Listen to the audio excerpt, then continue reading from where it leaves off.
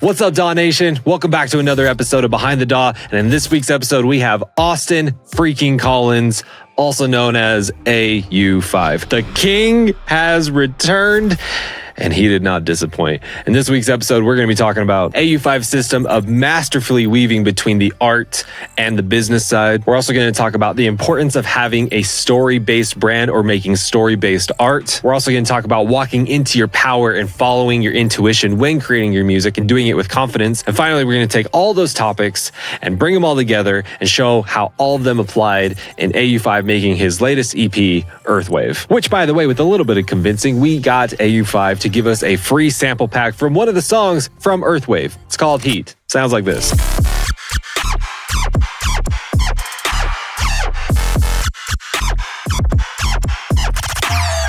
You can get that free download down in the description, or you can head on over to dawnation.net/heat. By the way, if you're brand new to Behind the DAW, my name is Wyatt Troy, and this is a podcast where we interview music producers, singers, songwriters, music industry experts, and everyone else on that spectrum on an emotional, philosophical, branding, marketing, and music business basis. Basically, everything you need to know for your music career except the technical side. We cover all of that over on our In the DAW series. Go check that out. And if you like this episode, then boy, oh boy, do I got some noise for you. Noise? I got noise. Not nice noise.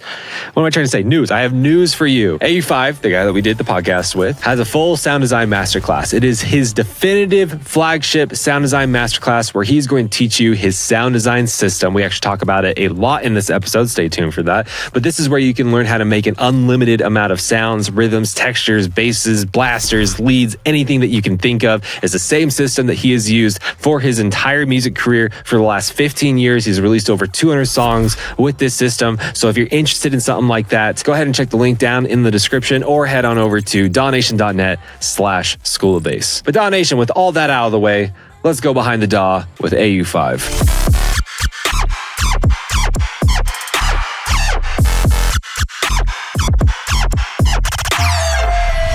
I want to welcome you back to another episode of Behind the DAW.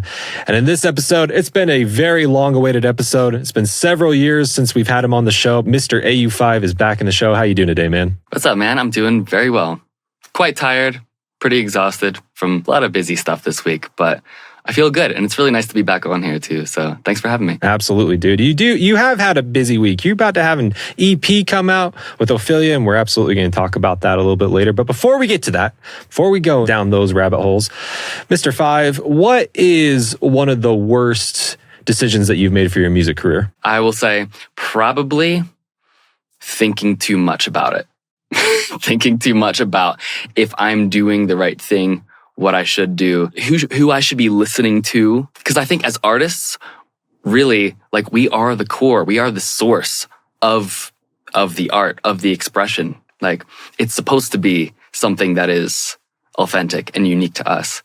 And I think the more that we can trust ourselves, then the more we can trust our intuition, the less we have to think and intellectualize stuff. And the more we can just go off of our gut. And really, I find that doing that yields the best results, not in just the creation, but also like direction, talking with and networking with other people. I mean, I feel like there have been so many times where I have opportunities to connect with people, and then I'll think about like, maybe this is not going to be a right fit, or like thinking about like basically making stuff up before I even throw myself into the picture. It's like, I think the best thing to do is actually act first and then course correct, as opposed to try to get it perfect on the first shot. Like you waste so much time and energy doing that sort of thing. Oh boy, Austin. I can hear DAW Nation just, it's resonating with them. I've heard many people talk about this before. Can you give us an example of a time when you thought too much?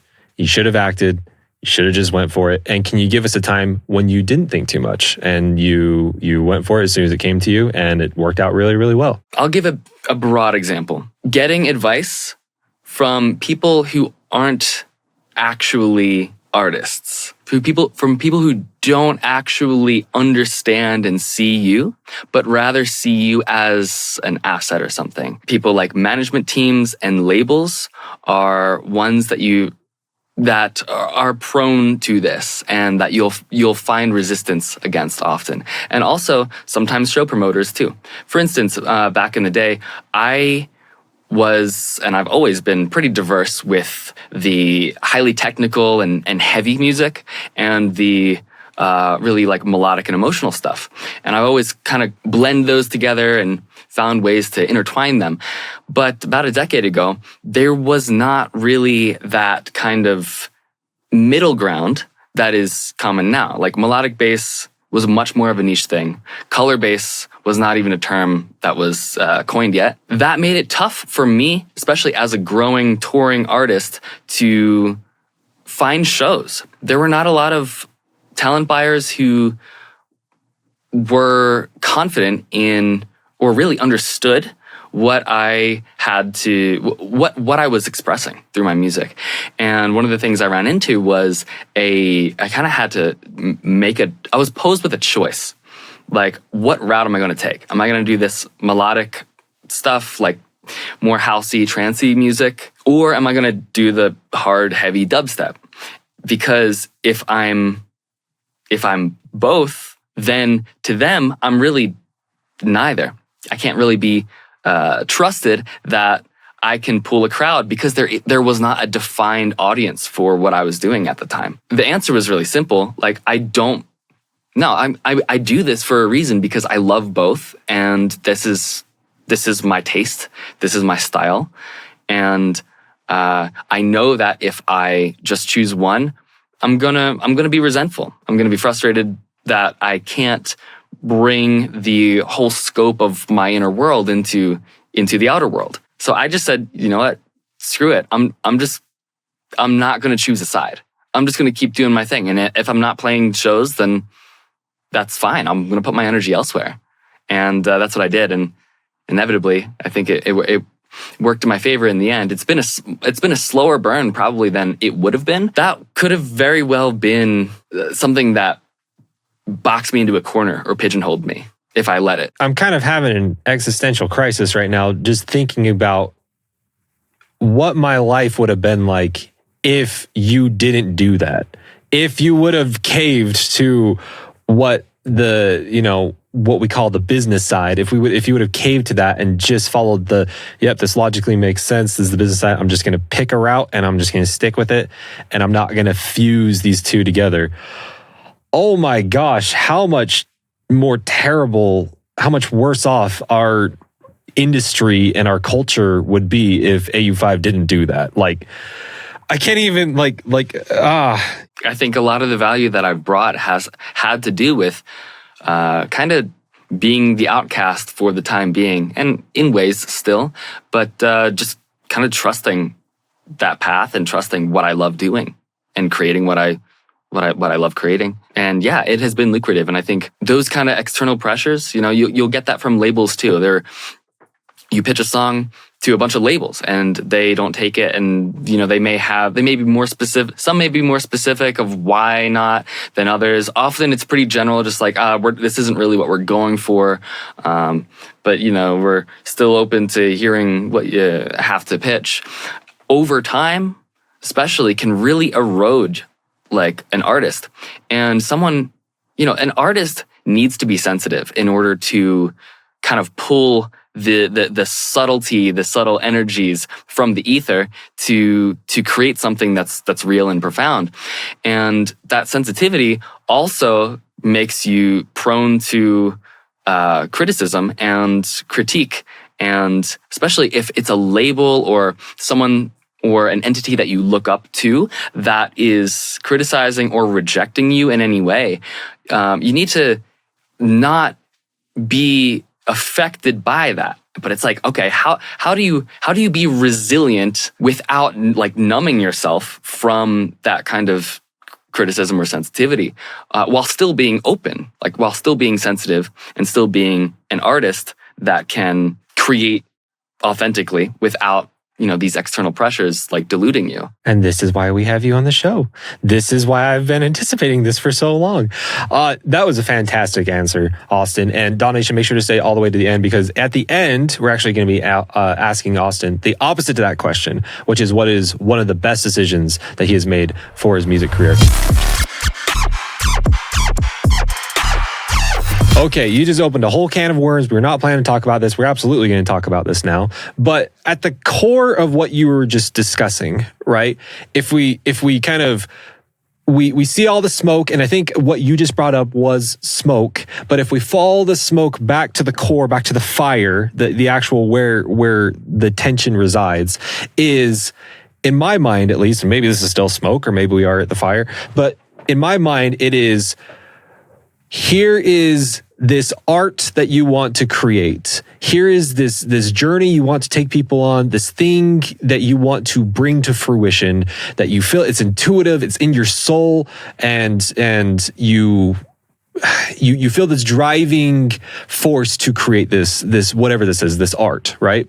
And on the other side, there is the need to get it out to the masses, to get it out to the people, to bring other people along, because there is a massive enjoyment of people connecting with your art, resonating with your art, on that side, as well as you making money for your living, and so on, so paying the other people that are on your team, and all the stuff, the business side. If we want to whittle it down into words, there's the art side and there's the business side, and there is this tension there, because the art is very subjective and the business is very objective most of the time. I'm using generalities.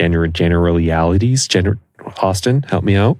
It's generalities. Thank you, sir. I don't know. Sounds right. I don't know. I'm from Denver. We don't say that.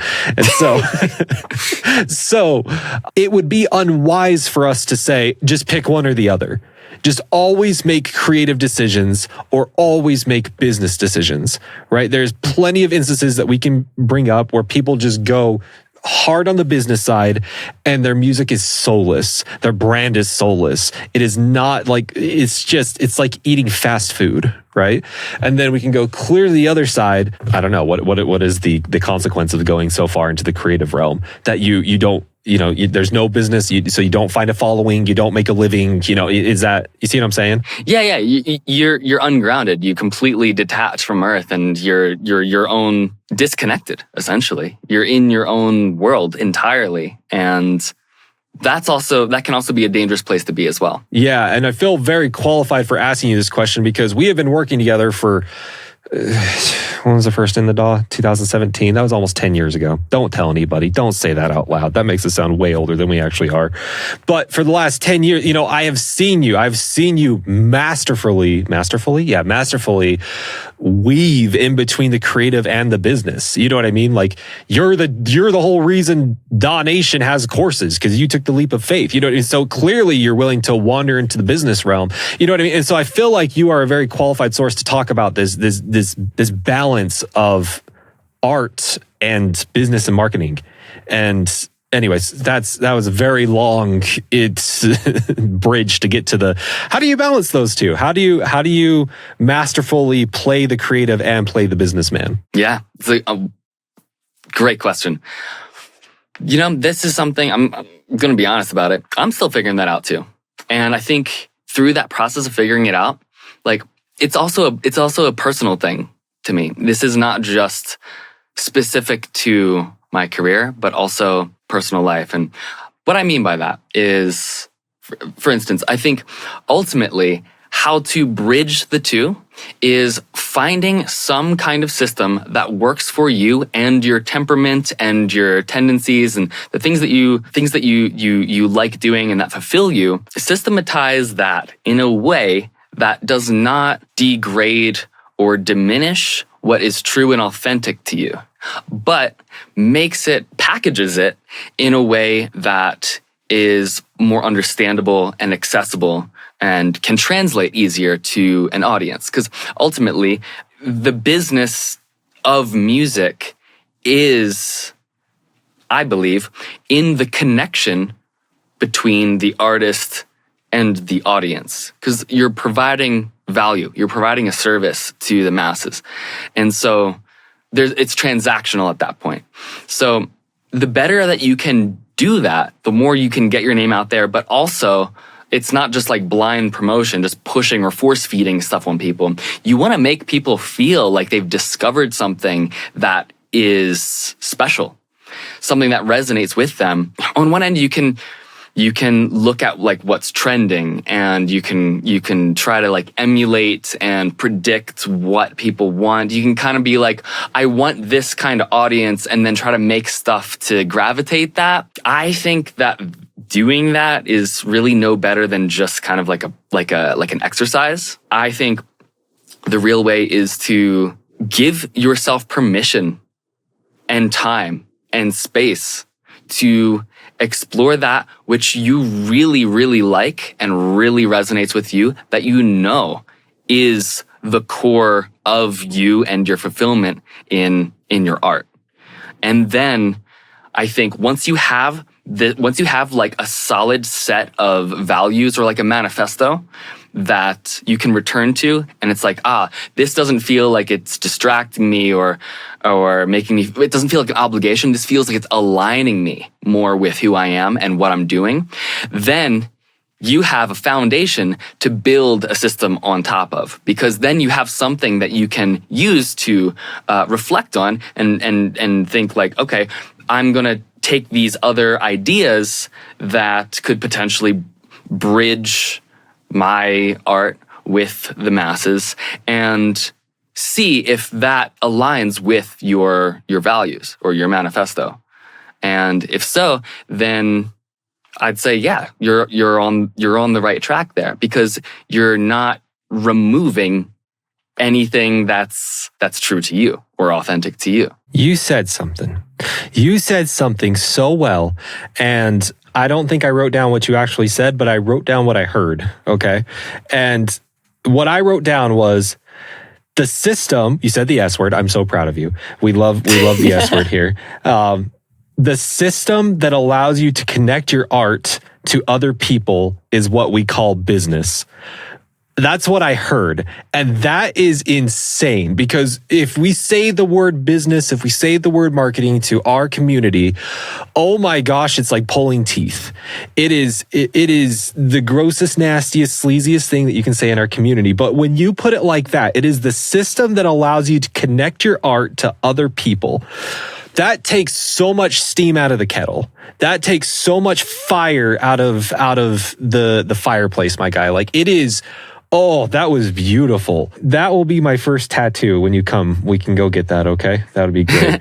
Cool, yeah. The way that I describe it, it kind of depolarizes it. Like, it really kind of emphasizes that, okay, well, if we're perceiving the business as like gross, then maybe it isn't actually business at the core that is the problem, but the structures that we're so familiar with in the present day music industry that are kind of messed up. I couldn't agree more. Something that came to my mind when you were describing this, right? Because you were talking about, you have to find a system that works with your temperament, that works with your brand, that works with your art. And so what I foresee a lot of people going through is that the list of things that people can do to fulfill that business side is enormous. It is huge. It is. We do not have enough time in the next month to go through all the things that you could do to fulfill the business side with your art. All the different strategies, all the different frameworks and systems and all the stuff, right? But what I foresee is people, they're only familiar with like 3 or 4 things on that list, and they don't like the 3 or 4 things on that list. And so therefore they say the whole list sucks. And what you're saying is, no. Find out as many things as you can on the list, much more than just those 4 things that you think are nasty. And once you you have this big comprehensive list, then pick the things that fit your temperament the best and that fit you. Am I hearing that correctly? Essentially, yeah. And I believe that finding those things is really just a process of being open and exploring and being willing to fail. Like, failure is not bad. It's learning. You're teaching yourself through the process of trying new things and missing the mark that you may expect. Over time, I think of it like persistence is superior to perfection. You do not have to be perfect. No one's perfect. No one expects you to be perfect. We're our own worst critics.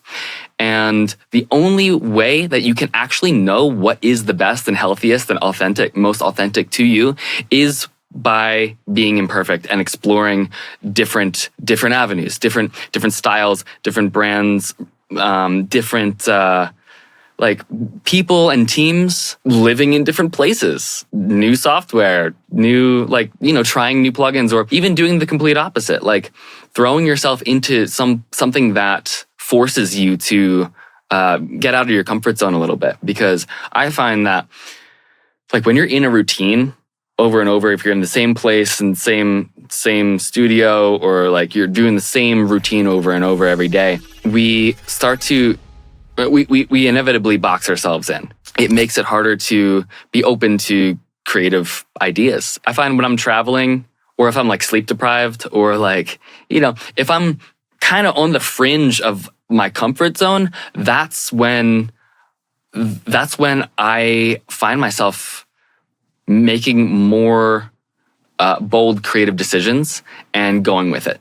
And that has led to happy accidents. I mean, like, I think there is inspiration at every moment available to us at arm's reach. But we have to realize that we have to believe, for one, that it exists for us to reach out and grab it. If we don't believe it exists, then but what are we going to be reaching for? Or why would we be reaching in the first place? We're just kind of in this box of darkness, and it doesn't, we believe that the walls are this close and that there's really nothing else in the box. But it's like, well, if we're stepping outside of that comfort zone, so to speak, I don't think this is the best analogy, but like, if you're in a dark room, you can convince yourself that, oh, this place is, there's nothing in here.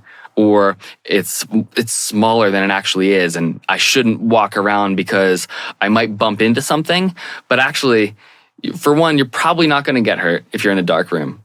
And that is the way to feel out what's actually there that you have yet to discover. I think discovery, like exploration and discovery, those things, especially, I'm speaking for myself, but I do believe that this is universal because we see this in children.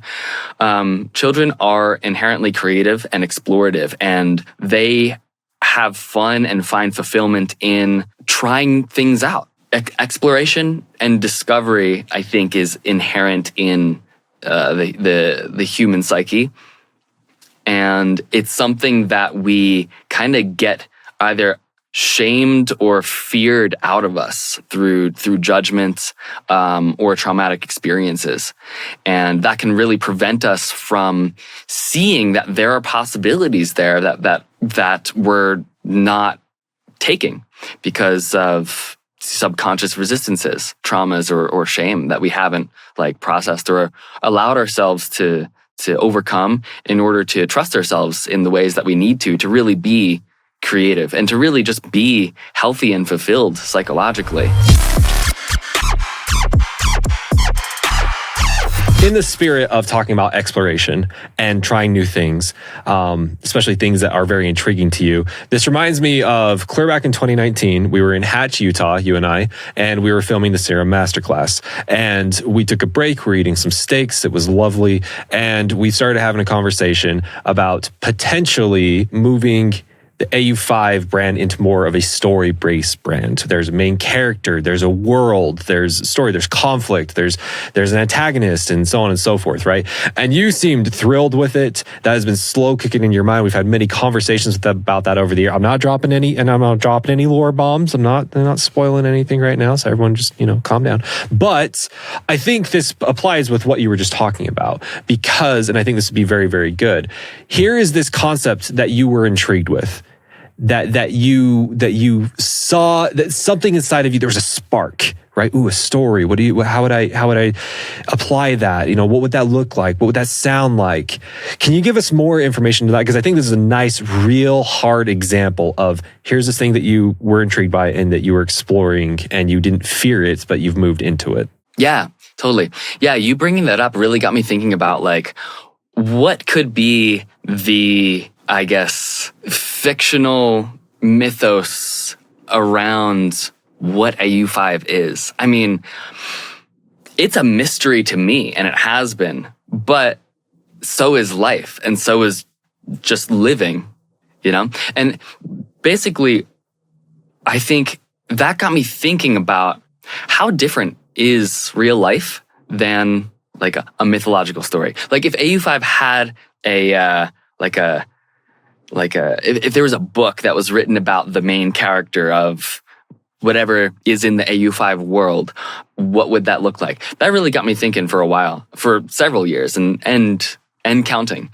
But what it did for me was kind of let me take a step outside of myself and my like day-to-day experience as identifying as Austin and think about like, well, how can I view this like more of third person? How can I like what kind of themes or like archetypes are emerging naturally in my life and in my music and what I'm doing? And for me, I think that was really the start of like it was one phase of many subsequent phases of kind of like a crystallization period of the brand, of the Au5 brand. And to me, just like the idea of there being a story behind something is inspiring in itself. It's like, now okay, sure, I'll write it, but I also am going to have to discover it.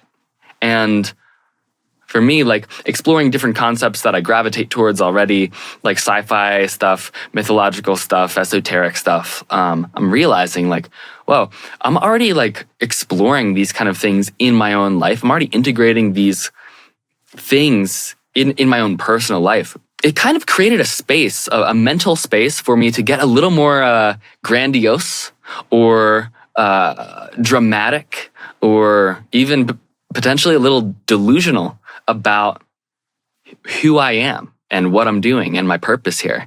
And I think we kind of have to, like, life is really what we make it. It is a reflection of our beliefs. That's what I believe. That's what I believe at the core. It's a reflection of our beliefs.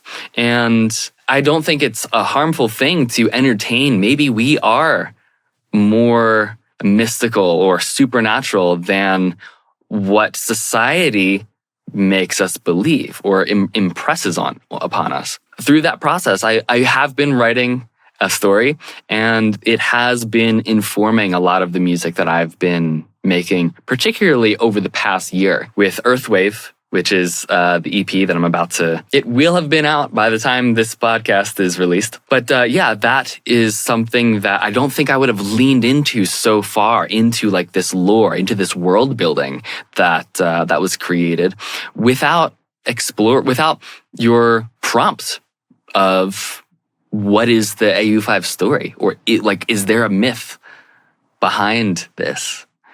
And yeah, so for one, thank you for that spark. You planted that seed and it was ready to, it's raining. It's been raining.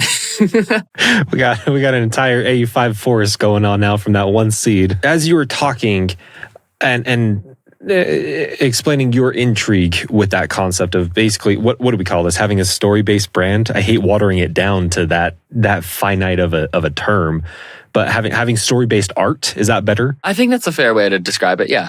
Okay, let's roll with it. Yeah, so having story-based art, I think one of the intrigue with that is regardless of what genre, if you're a lyricist, you sing, you rap, you do whatever, right? At the core of all the different types of music and where you resonate the most is that you are a creator. You are bringing into existence something that did not exist before, right? Or you're taking other things that were in existence, and then you're forming something new from them, right? You're taking your experiences that have existed, you're forming something new. You're taking your thoughts that have existed, and you're forming something new, right? And I think the reason why having story-based art is just the natural next step to that is that you are kind of stepping into more and more of the role of the creator, because not only are you making this wonderful sounding song now, you are literally creating a world and the characters inside of that world and the problems inside of that world and the solutions inside of that world and the chaos and the euphoria inside of that world. It is literally like it is the next big upgrade to creating art. Would you agree with that statement? I do. Yeah. And I have a perspective on this. I think outside of the creative space, we are still creators of our own lives. We have identities, and we make our own story of who we are and what we do in our lives, and whether it is good or bad. I mean, like, if you're like, I have nothing going for me, I'm like, I believe I'm a loser and there's no story behind it. That's a very solid premise for your story. Like, that already is something. Like, you kind of can't avoid it. And so I think for me, taking my experiences, all of the things that I inherently have experienced, which influence what I create and what I explore, like, taking a step back, me making music, even if I'm just like throwing paint at a wall, like getting completely abstractive, not thinking that there's any meaning or purpose behind this, all of these actions that I'm taking and that I'm doing are actually influenced by everything that I've experienced in my entire life. Who I am, whether I like it or not, is built upon how the experiences that I've had in my life shape my mind and shape my emotions, what I'm responsive to, what resonates with me, what's dissonant with me, and also my physiology too.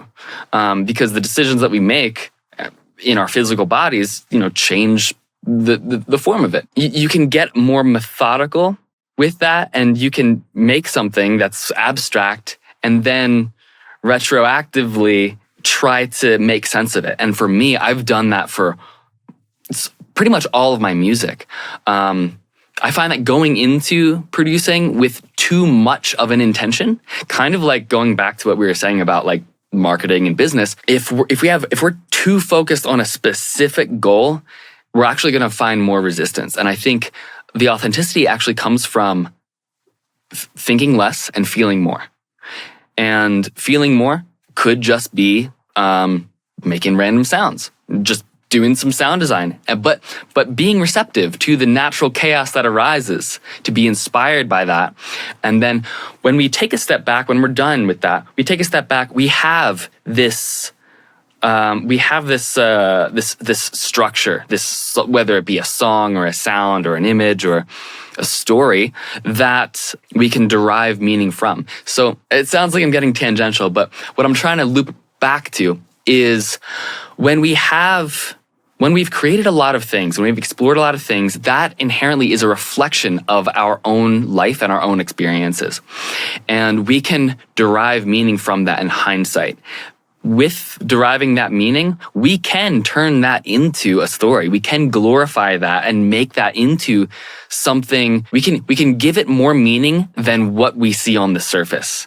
And by doing that, we can create this perpetual sort of like refining of what our own personal story is in our own voice, in our own flavor, with our own tastes.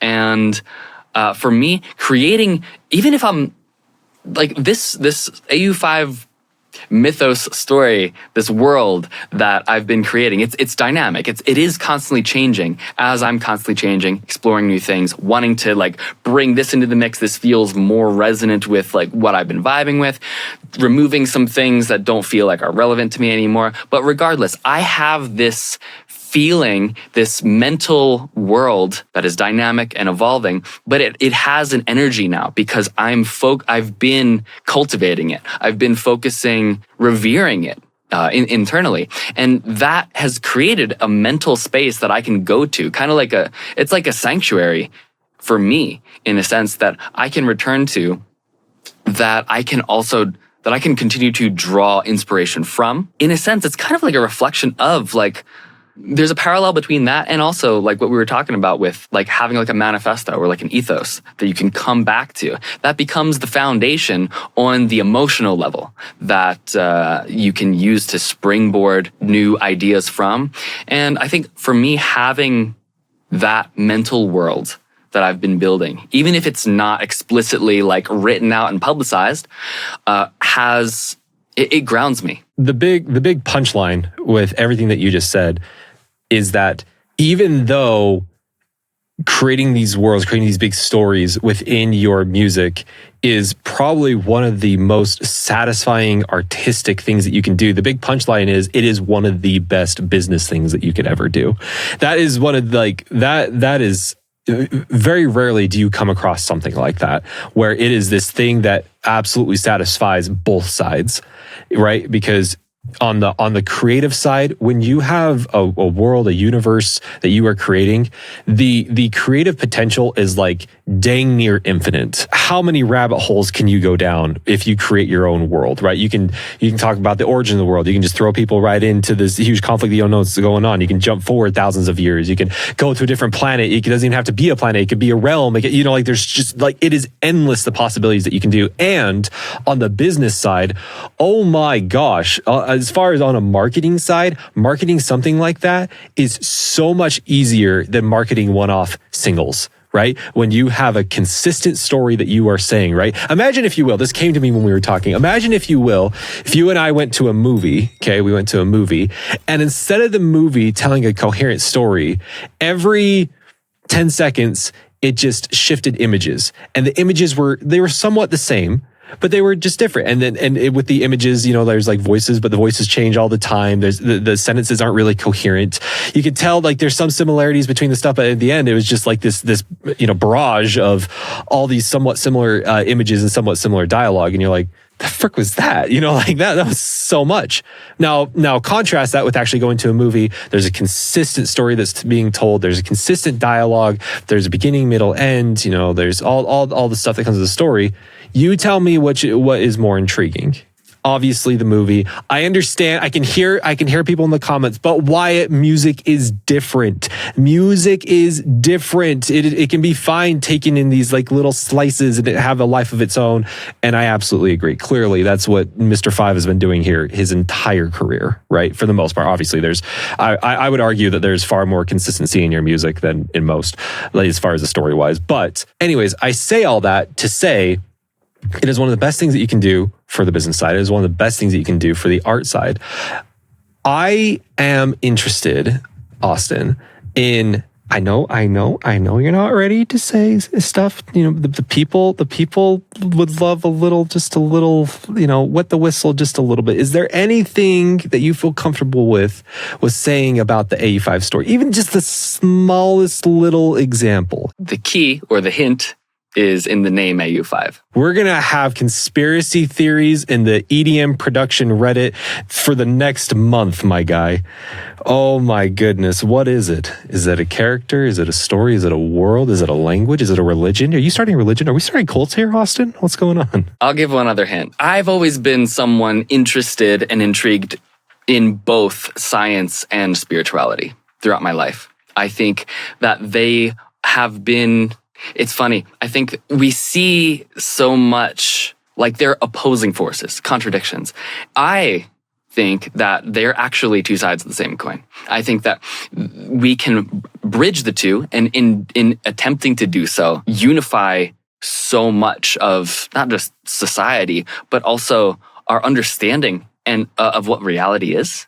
And it can bring a lot of enlightenment to the world. And I think music, particularly electronic music, is my way of doing that primarily. I am I am utilizing technology, but I'm using that as a tool to express something that is non-physical, something that is more eternal. There is some non-physical, spiritual, if you may, creative force or light inside of me, inside of you, inside of all of us. And I think it's the same light. And I think when we really are able to purify that and let that golden light shine through, it awakens that same light in others. It's more of, it's this feeling of remembrance that we are something deeper, something more eternal. When I listen to music that really resonates me, it has been a cathartic experience to the point where I would consider it mystical. Something that I started doing a couple years ago, which really kind of catalyzed so much of my growth personally and artistically, has been giving myself permission and space and time when I wake up to not be of service to anyone else but myself. And what I would do with that time, a lot of the time, is I would take a walk outside pretty much immediately after waking up. I'd put on music and I would take a walk in the sunlight. And my intention would just be for maybe 15, 20 minutes. Most of the time, it would be 1 to 2 hours. And I'm outside in nature, haven't spoken to anyone yet, haven't checked social media. And I'm listening to music and letting myself be moved by it to the point where, and I also think being in nature really helps with this, to the point where I will be so high on music where my body feels like it's electrical, or I feel like I'm borderline hysterical. I can't tell if I'm laughing or crying because there's so much of this energy and this catharsis moving through me. And I think for me, it has been a really healing process emotionally. It just moved a lot of stagnation and a lot of repressed stuff that was keeping me blocked emotionally in ways that I didn't even realize.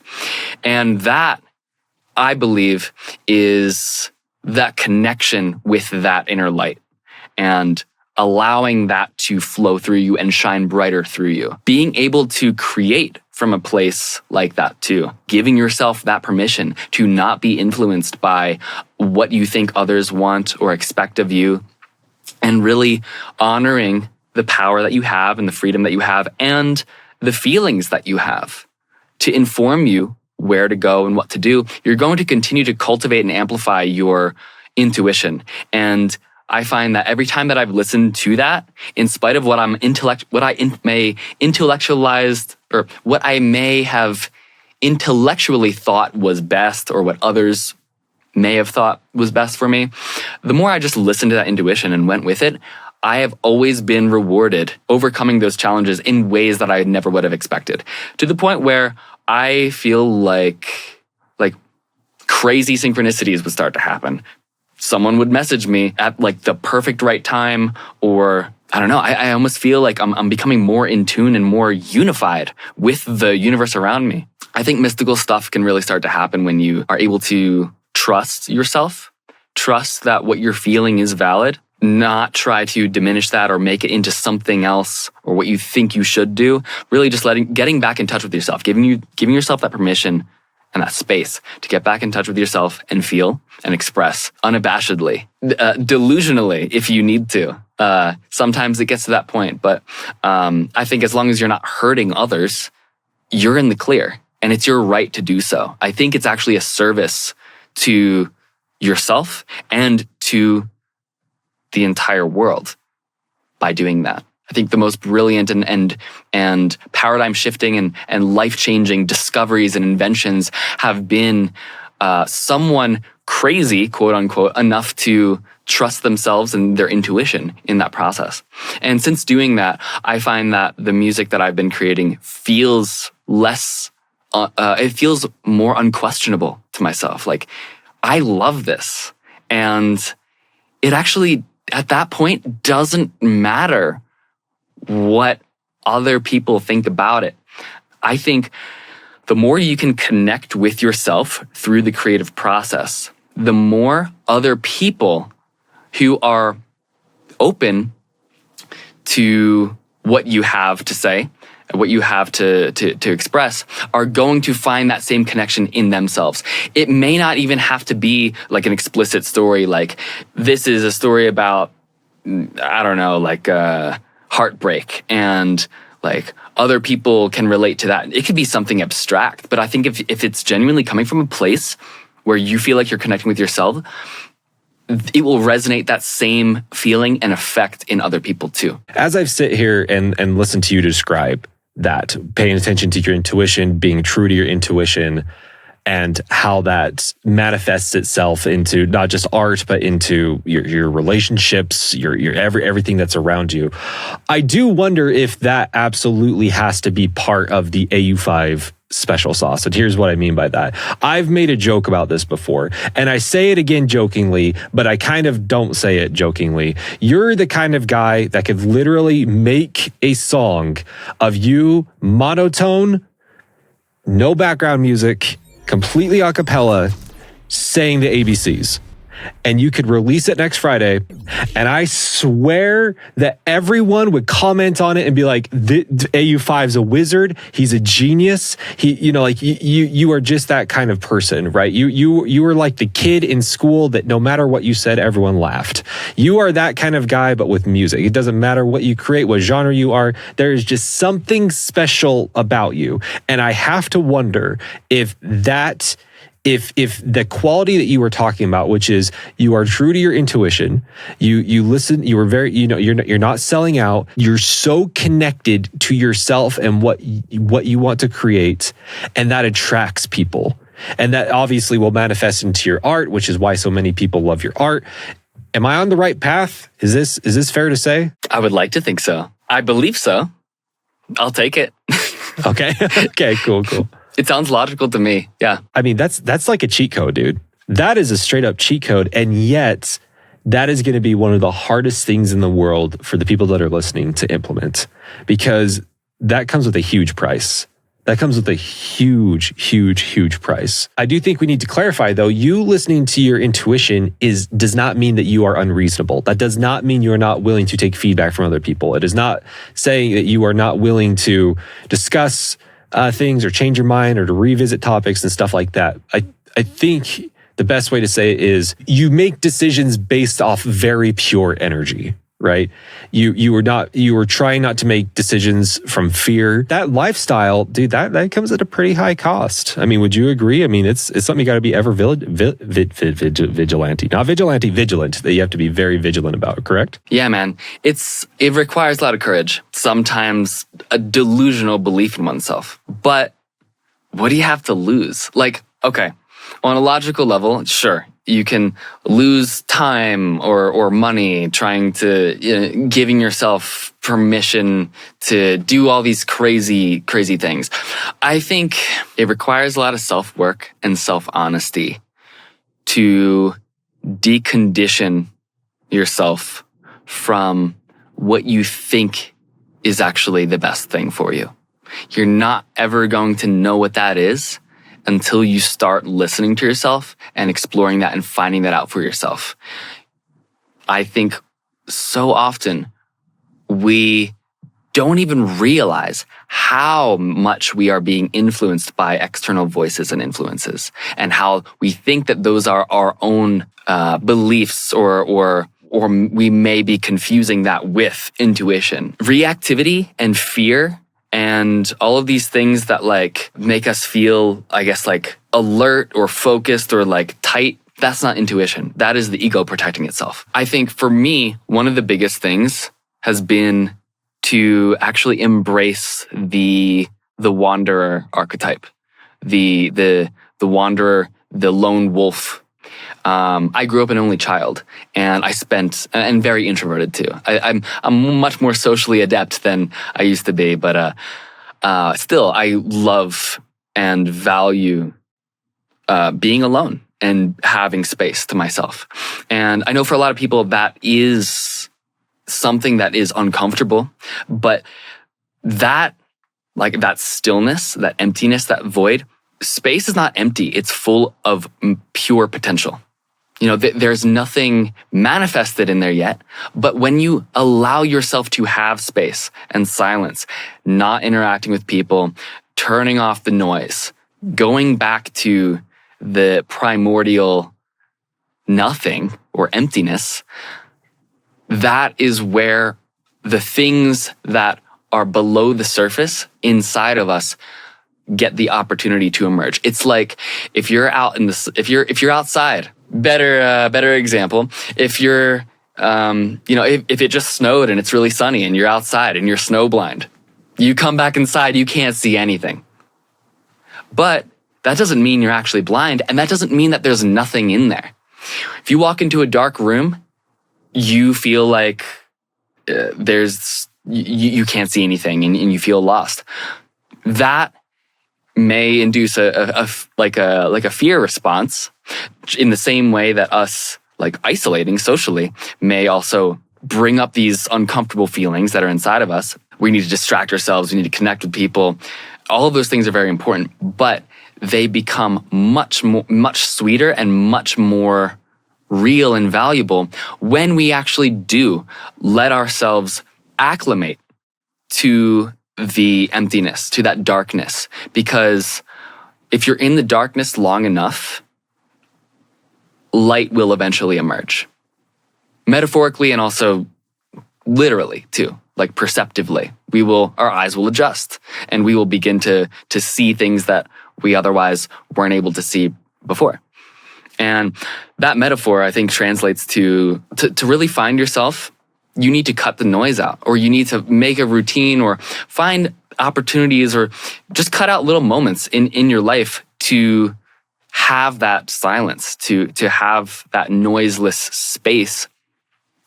And I think whatever begins to arise, that's probably the thing that is going to indicate what you need to focus on and where you need to go next. And I've sort of made a habit of doing that my entire life, ever since I was a kid, because of, being pretty socially isolated. And that is, it's scary, but it's not dangerous. This is something that I've been saying in a lot of my shows. I've been doing an intermission that talks about the darkness, like space, the void, the dark. Sometimes we find ourselves in the darkness, and this is something that we feel alone in, and it feels scary and dangerous, but really this is part of the human experience. We all are in the dark at some point, because if we can just acknowledge that, like, we're not always going to be okay. If you just keep chasing the light, you're going to go blind, and you're not going to see like what dark parts of you are actually a part of you that you don't have to be afraid of. Like, it's a shadow integration experience is what I'm talking about. And the sentiment at the end is like, we're not alone in this. We're not alone in the darkness. Light will always emerge. Stars are born in the vast emptiness of space. Like, these are the points of light that coalesce and emerge through the space and the astronomical amounts of time for something to actually ignite and illuminate. How deep do you want to go with this? Because you just raised me 50 grand, and I am ready to raise you back 150 grand. Let's do it, dude. Let's go deep. Because this concept, right? Because the big overarching concept, right? Light versus darkness, creation versus destruction. We're kind of using light as a stand-in term for feeling good, everything's going well, creation, you're creating things are like fantastic, right? And then we're using darkness as a stand-in term for when things are not going the best, or you don't see a clear path, or you're scared, or you're not seeing progression, right? I want to first understand that correctly. Am I understanding that correctly? Yeah. Well, yes. From one perspective, yeah. There's a non-biased perspective that's we can also go into too. So the reason why I say this, right, is because there's again, it depends on how deep you want to go into this, right? When you start understanding that you are neither light nor darkness, that you are both, that you are neither creation or destruction, you are both, that will absolutely blow your mind. I remember sitting on my porch with my son, having this realization of this, and me leaning over to him and I said, buddy, do you know that creating and destroying is the same thing? And he, like, his poor 6-year-old brain couldn't handle it. And he tried so hard. And he's like, what do you mean? I was like, okay, well, pick something that you see. He says, okay, a house. In order to create a house, you must destroy trees, you must destroy rock, you must destroy dirt. And, you're taking energy from the people that are creating it. And by doing that, you have destroyed those things and something has brought into creation. Anytime you create something, you destroy it. And every time you destroy something, ironically, you create something, right? If we go over to the same house and we destroy it, we have now created rubble. That's still creating something. This idea that you are both, that you are chaos and structure, that you are the evil and you are the holy and the sacred, right? Oh my gosh, like, it's so healing and it's so terrifying at the same time. Anyways, is that the path that you're going down? That's how I interpreted what you were talking about. But is that what you're discussing? Not entirely, but I want to add on to that. I think life is the liminal space between the creative birth and the destructive death. And everything inside of it is just a smaller fractal, a microcosm of that timeline. It's the Big Bang to the singularity, but just on a different scale. And everything that you do inside of life is going to be a reflection of that. The darkness, having a dedicated space and time to get dark, to explore the darkness, is going to bring more light into your life. It's going to bring more purpose and intention and definition and vibrancy into your life. If you just mix all the colors together, you're going to get gray. Black and white, that contrast is, I feel like, what's necessary for there to be meaningful action, meaningful discovery. If we were to ask everyone that was listening to this podcast, what is your darkness? Right? What is that thing that you have to walk into or that you have to not be afraid of, right? I think that we could have as many different answers with as many different people that are listening, right? Some people's darkness is just trying to create. They're terrified to create because they're afraid of what's coming out. Some people that are listening are not going to be afraid of creating, but they are going to be, the darkness for them is showing their creations to other people, right? Some people's darkness has nothing to do with creating. Maybe one of their darknesses is things that are going on, with their marriage right now, or with their kids, or with their friends, or with themselves, some traumatic events that they have. That is their darkness. And so what I find universal about what you're talking about is the more you run away from that darkness, the less opportunity you're going to have light to come into your life. Absolutely. Am I on the right wavelength now? Is that right? That's a great way to put it. Bringing darkness into your life does not mean actively destroying things or like being reactive and hurting people. It is becoming aware of the feelings and the things that drive the impulses to potentially do that. Just becoming aware of what you're feeling, of what is truly happening in you in the present moment.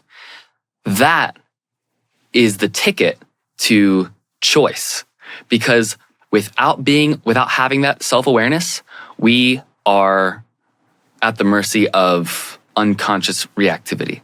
And that's what actually does the destruction. It's not that we have emotions that are bad. There are no bad emotions. It's that we judge them, and through judging them, we're not seeing the underlying true nature of them. We're not seeing that these are just natural things that ebb and flow, that come and go. And when we judge it, we're basically giving ourselves ignorance. And that perpetuates reactivity and actual destruction. That's unfavorable. But yeah, when we can see that, I'm angry. I think anger is a perfect example. I think there's a big misconception about anger. And I think it's because it's part of the culture for many generations. Anger is not bad. Anger is not destructive. Anger is merely a vector. It points you in a direction to align you with with your values. If something is out of line with your values, you probably will experience anger. Now, anger is not destructive. What happens when you suppress anger is destructive. That is what we don't want. When we suppress anger, when we deny what our intuition, what our emotions are trying to guide us in the right direction towards, when we deny that, we end up with resentment, which is cold anger. It's toxic. It's visceral. It's viscerally something stuck in you. Resentment, rage, and wrath. These are what happens when anger is contained and builds pressure. It becomes explosive or it becomes implosive. And I think the reason why anger is judged as a bad thing is because suppressing it in some form or another is so normalized that we almost synonymize, is that a word? We think anger is the same thing as rage or resentment, but it's not. So me and Kylie have had, Kylie's the wife, to those who don't know. We've went to marriage counseling many times, and I hope we can normalize that. I hope that, people are like, no, that's a good thing. You should have a family doctor. You should have a family therapist. And so we went a few times, and the therapist absolutely would agree with your definition of it, with anger being you see something that is not in alignment with your values, right? According to her, it'd be fear would come first, and then anger would come second. When you see something that is out of line with your values, fear will come, and then if that continues, then anger will come, and then to kind of raise awareness, right? And if that is suppressed, like you were saying, then it can lead to, like you were saying, rage, wrath, resentment, so on and so forth, right? And so I think ultimately how that kind of ties back to what we were talking about with the darkness, right? Is that I think the concern would be people are using the term darkness for wrath, or people will be using the term darkness for evil or what have you, right? I think that was the point that you were trying to make, that's not what the darkness is. All those other things that you're saying, evil, wrath, anger, that is what happens when you completely ignore the darkness. I think darkness is another way of just saying shadow work. The idea that we all have shadows or darkness, that there's these things that we need to be aware of that could cause harm, or that could be negatively affecting us, or that we're scared of, or that we anyways, throw whatever term you want into that. And shadow work is the work of acknowledging the shadow. It's not demonizing the shadow. It's not weaponizing the shadow. It is the work of recognizing it. That is what you do when you sit in the darkness. You recognize you're in darkness, and you recognize that it's okay to walk into the darkness. It's okay to acknowledge the shadow. You see what I'm saying? Yeah, exactly. I think the shadow is the part of us that we don't recognize as ourselves, or the part of us that we refuse to identify as. And these are the things that we judge because we're not really accepting it, and we're not seeing the true nature of what it is. And when we're in physical isolation, for instance, these things, the shadow in us begins to show its face more. That's just what happens. But like I said, it is a space, or the darkness, it's a clarifying force. It creates room for things to process and to move. Like if we don't have space, we're congested. Things can't move properly and rearrange themselves in the ways that are necessary for evolution and growth. I really hope that was fulfilling and that was healing for a lot of people to hear. And I think this is a great time to bring up an example of how you walked into the darkness, and from there and in there, light started to explode. So before we started talking, we were talking about your Earthwave EP and kind of the behind the scenes of that. And you've already mentioned that in this podcast already, but you mentioned that with the Earthwave EP, you didn't have a goal about it. How is this? How could we come up with a better example of walking into the darkness, right? You don't have a goal. You're just walking in there and you're like, I don't know, I'll find out what's in there when I get in there, right? Am I correct? Would we agree that what we're talking about is the foundation of the Earthwave EP? Is that correct? Yeah. It's stepping into the unknown, with trust. If I may give a little brief synopsis of how that all came about. I think it was 2022, the end of 2022, early 2023. I was wrapping up my last album with Ophelia, Bridges Between, and I needed I needed to finish up a couple songs, and I needed a vocalist on one of these songs in order for it to be finished. And I found Sayuri in my Discord, and I heard her voice because she posted some demos, and immediately was like, wow, what an amazing, pleasant surprise. And so I hit her up, and I asked if she was interested in collaborating, and I told her that I was finishing up this album. And we tried a few different songs, we tried a few takes on some things, and I felt like I was in a state where I was very goal oriented. I knew I needed to finish this album, and there was a deadline. When this interaction was, I would say, quite transactional. It was like, okay, this is, I'm hiring you to do vocals for a song so I could finish this album, and you could be part of it. And it just was not working. And we tried I think 3 times with different songs, and I was like, we're not we're missing each other. And I was like, okay, you know what? I'm just gonna hands off for a while. And I was like, I know that I want to work with her because one of the songs that she released, Sithyaism, that's a prime example of one of the songs that really induced that feeling of catharsis in me. So I was like, she's clearly in touch with herself in an authentic way, and I know that this would be amazing to have and be part of collaboratively. And so I was like, okay, maybe let's revisit something else down the line. So I end up finishing the album, and a few months go by, and I was sketching out a song, and I was so done with making bangers. Because Bridges Between is it's all bangers. Oops. But I was so done with that headspace. I was like, I need something that is me, for me. And so I was sketching this song that was originally titled Earthwave, just because I thought it sounded cool.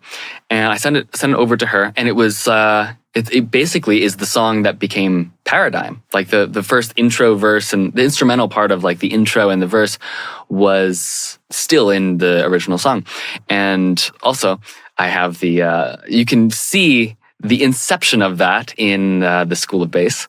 There is in the Whip Masterclass, you can see how I started it from scratch. But anyway, I sent it over to her, and she was really about it, and sent over I think a verse and a chorus after in under a week, very shortly after I sent it through, and it hit hard. I was like, man, I think we just struck gold here.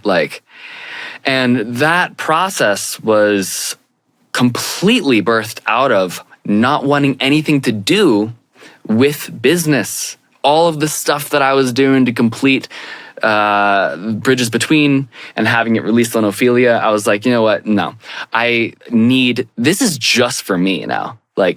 This is not for a label. This is no goal in mind. I just need to make some really vibey music. And she was right there with me. And so that song basically completed itself. The process just went on. I would send her a sketch, and she would send me back a verse, and I would expand on that and then send it back, and then vice versa. And it was just such a back and forth fluid experience. And because there was no goal, there was no extrinsic light at the end of the tunnel, so to speak. We weren't chasing anything outside. It was entirely internal. We just trusted that process. And every song that we made after was wow, this is a totally new vibe, and it's the same process, and we both trust each other musically, and we both have pretty high work ethic too. So it's as soon as I got done with something, the next day she would send me vocals that sounded already polished and done, and I'm like, I've never had this kind of workflow before. By the end, I realized we had 4 songs, and I was thinking, wait a minute, these songs all have a different vibe. And this is kind of what I mean by you can make the story, or you can see the story in retrospect, the symbolism in hindsight. We realized that each of these songs, the first song, Paradigm, even lyrically, is like it's like deserty, it's like earthy, and that became I realized that each one of these songs kind of has its own like energetic elemental, or its own elemental energy to it. Paradigm is earth. The next song, Adrift, is all about like letting go and emotions and like going with the flow. That's water. Heat, which is, I would say, it's a sultry banger, is what I would call it. It's spicy. It's fiery. It's fire. Then we called it Heat. Like, that was the hook. And it wasn't called Heat originally. It was called Puff's Mountain, which sounds like it could be multiple references. It could be a volcano, you know, but really it was because I sketched the song when I had a fever, and I was blowing my nose so much that I had a mountain of Puff's tissues next to my bedside. True story. So I called it Puff's Mountain in a delirious state, and just went with it because it was, whatever. It's funny. And she interpreted it as like something that had to do with like more tangible fire, or like something burning on a mountain. And then, so the hook was heat based off of that. And I don't know, that's a whole trippy one. I talk about that on my Instagram. I have a whole reel on how that came about. So, okay, 3 elements down. The next one, Of My Soul, Winds of My Soul, is also about, in a way, it's about releasing control and letting the wind take you. And so that was air. These all are kind of reflective, even sonically, of the different energetic elements. The last song, Muted, there is a 5th element, and that element has many different names, but it's all describing the same thing. Spirit, the void, quintessence, space. It is a song about returning to the space. And not to get too personal and too deep, but that song was inspired by me needing to just stop the noise of the outside world. And Grace Sayuri wrote she started the song. She wrote the first verse and the instrumentation for the intro, and it was inspired supposedly by me explaining like how just worn and overstimulated I am about just, being in such a chaotic world and industry and all of the expectations of me. It's really, that song is absolutely, more than all of the other ones, really just made for us. Like, we weren't even thinking about it being like having the world hear it until it was done. And yeah, we tagged it on at the end. It was funny too, because when the first 4 songs were done, I was visiting my parents and showed my parents. They love the music, but my mom, she's into like Eastern philosophies and also Ayurveda. And in Ayurveda, there are the 5 elements that are basically describe different energies of different kinds of foods. She is very familiar with like the alchemical elements. And she was like, there's the 4 elements, but where's ether, or where's space? Ether is another term for it too. And I was like, good question. I thought we were done, but I guess we weren't. And it was perfect too, because like the last song, it's ether, it's space, it's the void. That completes the 5 elemental EP. It's the golden 5 elements. The lore is so rich. So all of that being said, the EP finally felt complete, and we were like, well, we want to share this with the world now.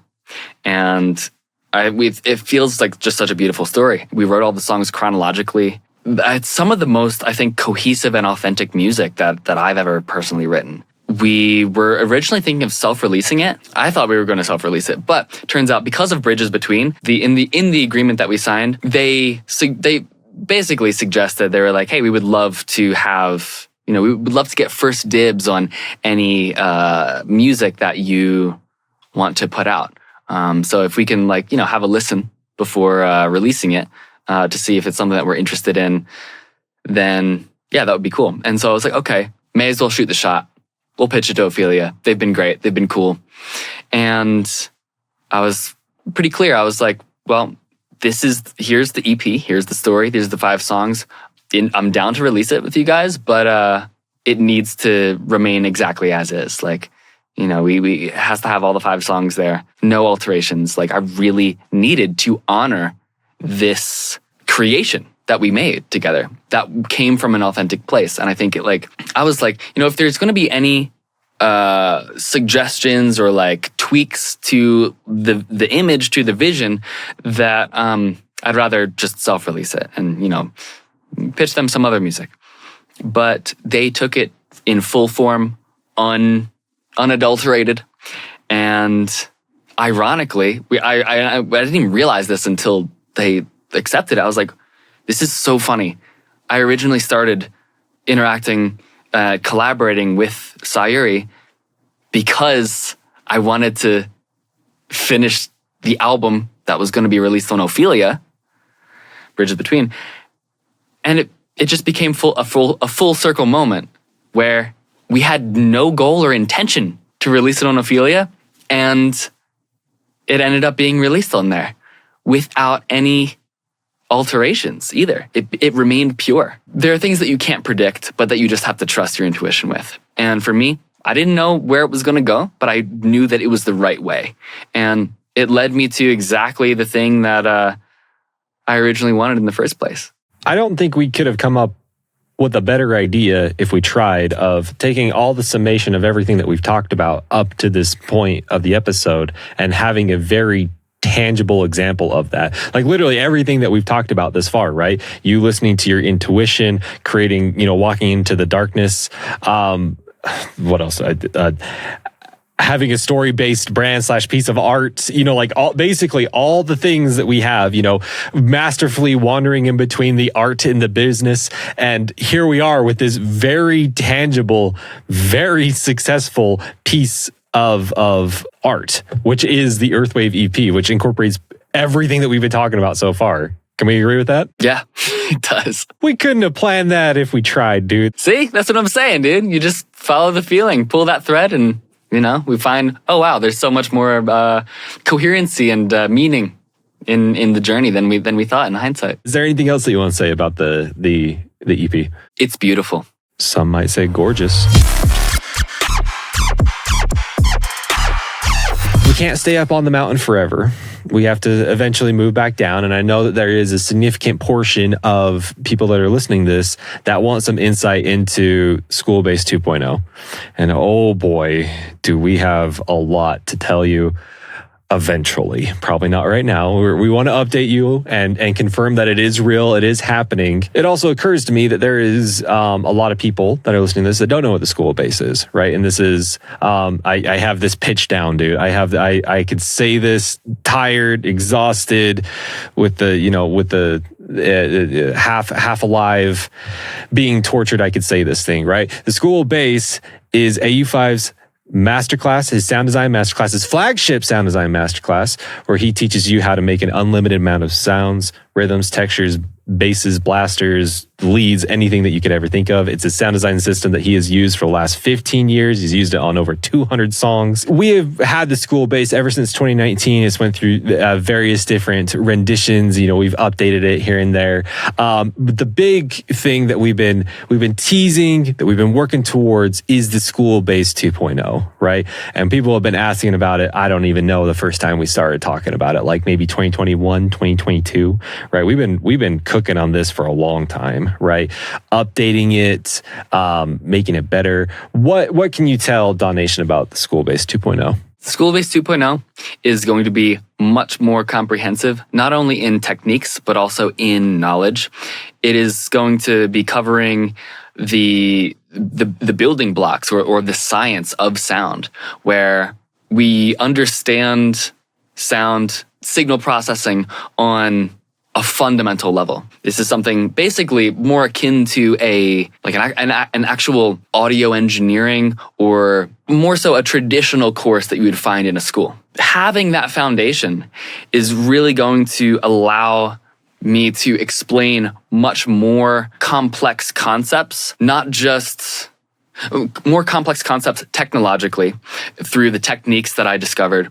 There's going to be substantially more new, fresh techniques that I've discovered myself that will be part of the School of Bass. Additionally, a philosophical perspective on not just sound design, but like what makes something musical? Like, how can we take the chaos and turn that into order that has meaning to it? So that was the Au5 answer, and that is a beautiful answer. The Wyatt answer is going to complement the Au5 answer. The catalyst for me for pitching the School Bass 2.0 to you and us creating it from there was that all the information that you gave people inside the School Bass was priceless. It was amazing. And as people went through it, we saw better ways to convey that priceless information, right? We saw, this concept inside the School Bass would be so much richer. It's already rich, but it'd be so much richer if we had this other type of content to enhance it, right? Or, this concept, here's a much better way to phrase this concept. So the DNA, the foundation, the core of the School Bass has always been there. It's your sound design system has always been there. The need for the School Bass 2.0 and what we are aiming towards is taking that same system, but making it even easier to understand and implement into your specific music, right? And so the core's already been there. It's always been there. It will always be there. And this new version is just the new enhanced version to understand it in a much more clear and a much more concise way. Can we agree with that? Yeah, exactly. It is more comprehensive, yet also more digestible too. We have been working on this for a year. We are very busy people. We have a lot going on, right? And so it's taken a lot of work. There's also been like an enormous amount of things that have happened. I've had like 20 kids. You've moved to like 20 different places during that time. I swear every time I get a kid, you're like, no.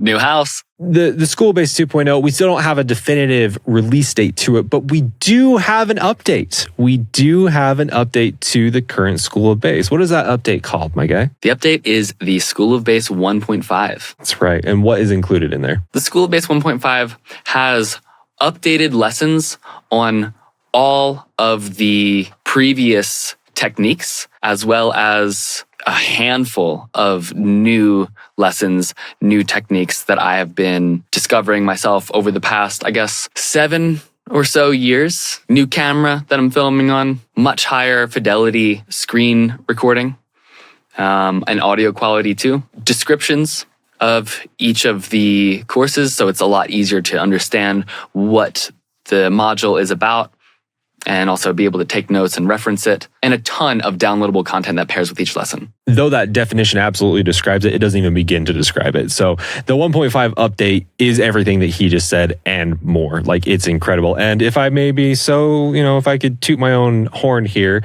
on my side, I did recode the entire School Bass. I recoded the entire DAW Nation website, mostly just to support what we're doing, mostly just to support this new update with the 1.5 and with 2.0.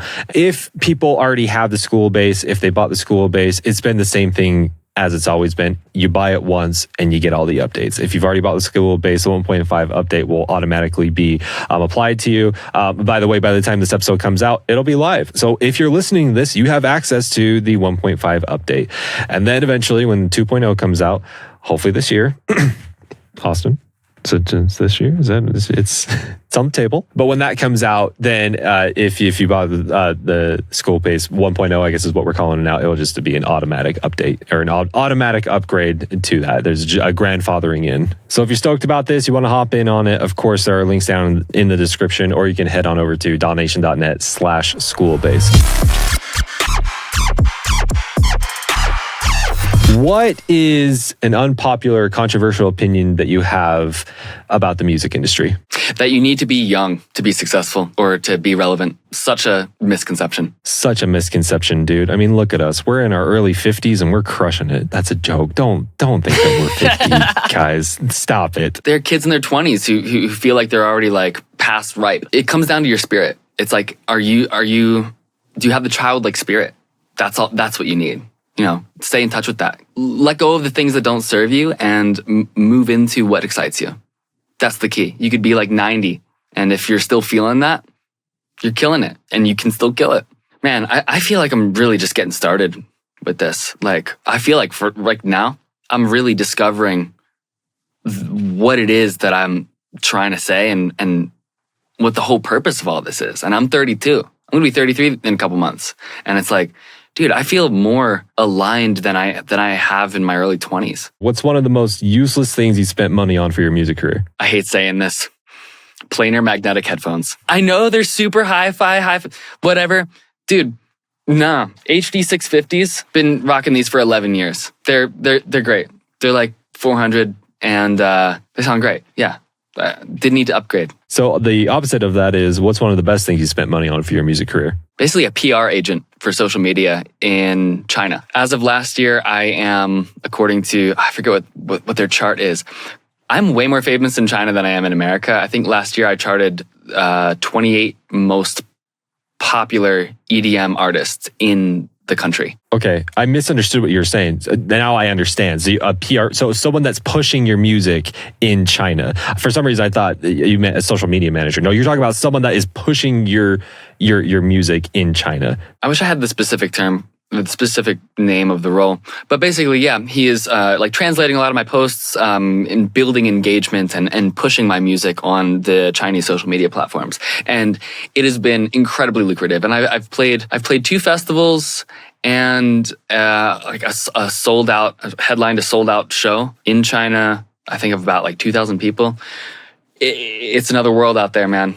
Those fans, they get it, they get me, and I am so grateful that I got the opportunity to find this person who's able to deliver my music and my message to China. What a pro tip! That is the first time I've ever heard anything like that, and so that's incredible. So I know we were just talking about, you know, that you do not need to be young in order to crush it with your music, but the next question I have is, what do you envy about the new producers that are just barely coming into the scene? I envy their naivety and ignorance in the best way possible. And what I mean by that is, when you're young, like adolescent, early 20s, you have this chaotic energy. And I also think Gen Z is, they're a different breed. And I think they're a lot more, they kind of normalize like being more open and being more like authentic with their feelings. And for me, as a millennial, that's something that was much more confined and restrained early on. So I'd say what I envy is, what I mean by their naivety and ignorance is more so like they're still in a lot of ways pure. They just kind of have this unabashed tendency to just try things that are so far outside the box and make it work. Yeah, I strive for that. What's a plugin or music production software you can't live without? Serum. And now Serum 2. It's too good. And Rolling Sampler. Rolling Sampler is a constantly recording plugin. It's a plugin that constantly records anything that you put the plugin on, any track that you put the plugin on. So for instance, I put it on my master and I set it to record for 10 minutes and I can have that as my auto load. I can do sound design jams and just really anything that I'm hearing through the speakers is being recorded. It's a 10-minute audio buffer basically, and you can highlight and grab and drag and export audio that way, and it is a game changer for my workflow. No more do I need to create a new track, set the routing to resampling, and then hit record or any of that stuff. It is just real-time audio capturing, and the workflow is super simple and fast. And the inverse to that question is, what's plugin or music production software that you think is overrated? Literally any compressor that's more than like $10. Get M Compressor. It's by Melda Production. It's free, and it is so flexible. You can change you can draw in your own transfer curve. It has attack, release, and RMS controls that go all the way down to 0 milliseconds. So it can actually be a wave shaper, slew limiter, anything in between. It's a no-brainer.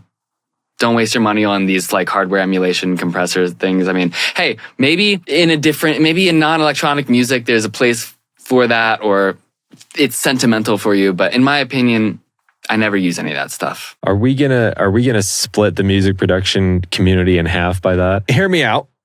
And I'm speaking not as a music producer, but as, someone that, mixes a lot of audio for our courses and our podcasts and stuff like that, right? I couldn't agree more.